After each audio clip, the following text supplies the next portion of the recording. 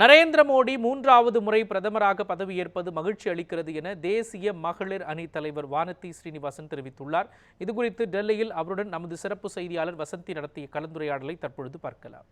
3வது முறையாக பிரதமர் மோடி பிரதமர் இருக்கிறாங்க. இந்த தருணம் எப்படி இருக்குது? பாஜக சரித்திர சாதனை படைக்கின்ற பாரதிய ஜனதா கட்சி பிரதமர் மோடி அப்படின்னு தான் சொல்லணும்.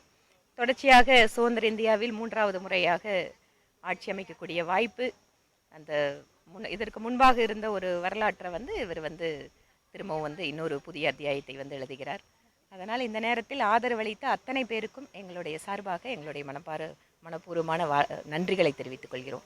பிரதமர் நரேந்திர மோடியோட அமைச்சரவைகள் பதவி இருக்கிறாங்க. ஸோ தமிழகத்தை சேர்ந்த யாராவது அதில் இடம்பெறுவாங்களா? யார் இருப்பாங்கன்னு ஆர்வமாக இருக்குது, அதை சொல்லுங்கள். தமிழகம் ஒரு மிகப்பெரிய மாநிலம் இந்தியாவில். நிச்சயமாக தமிழகத்திற்கான வாய்ப்பு பிரதமர் மோடி நிச்சயமாக அதை கன்சிடர் பண்ணுவார். வாய்ப்பு வரும்னு நாங்களும் உங்களை மாதிரி அவளை எதிர்பார்த்துட்ருக்கோம். இப்போ எதிர்கட்சிகள் தொடர்ந்து ஒரு குற்றச்சாட்டு வைக்கிறாங்க. 2 முறையுமே பெரும்பான்மை அடிப்படையில் பாஜக வெற்றி பெற்றது. இந்த முறை கூட்டணி ஆட்சி இருக்குது, இது பெரிய அளவுக்கு நிற்காது அப்படின்ற மாதிரி ஒரு குற்றச்சாட்டு வைக்கிறாங்க. அப்போ கூட்டணி ஆட்சி முறை பாஜக தலைமையில் எப்படி நடக்கும் வருங்காலத்தில் இருந்து? பிரதமர் வாஜ்பாய் அவர்கள் பொறுப்பேற்ற போது காங்கிரஸை தவிர வேறு எந்த கட்சியுமே 5 ஆண்டுகள் முழுமையாக இந்தியாவை ஆட்சி செய்தது இல்லை. எமர்ஜென்சி பீரியடப்போ அப்படி தான் பாதியில் போனாங்க. அதனால் எல்லாத்துக்குமே இவங்க பிஜேபி முதல் தடவை ஆட்சிக்கு வராங்க, அதுவும் 23 கட்சிகளுக்கு மேலாக கூட்டணி. இது நிச்சயமாக 5 வருஷம் இருக்காது. நாங்கள் ஃபஸ்ட்டு டைம் அதை உடைச்சது பிஜேபி தான். காங்கிரஸ் இல்லாத ஒரு அரசாங்கம் பிஜேபி தலைமையில் 5 வருஷ காலம் வெற்றிகரமாக அப்போவே நடத்தி காட்டியிருக்கோம். இப்போ 10 வருஷம் எங்களுக்கான எக்ஸ்பீரியன்ஸ் இருக்குது.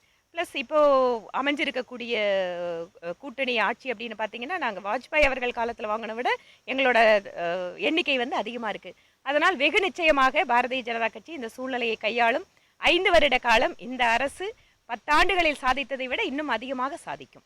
தமிழ்நாட்டில் பாஜக தோல்வியடைந்ததையொட்டி தலைமை மாற்றப்படும் அப்படின்னு ஒரு தகவல் வெளியாகுது. அந்த மாதிரி தலைமை மாற்றப்படும் என்ற வாய்ப்புகள் இருக்கா? ஒரு கட்சியினுடைய தலைவரை நியமிப்பது, பொறுப்புகளை மாற்றுவது என்பது முழுக்க முழுக்க தேசிய தலைமையினோட முடிவு. அதை பற்றி நான் கருத்து சொல்ல முடியாது. ஆனால் மாற்ற மாட்டாங்க அப்படி நம்பிக்கையோடு இருக்கீங்க? எங்களுக்கு அதை பற்றி எதுவும் தெரியாதுங்க. அது கட்சியோட தலைமை தான் முடிவெடுக்கும்.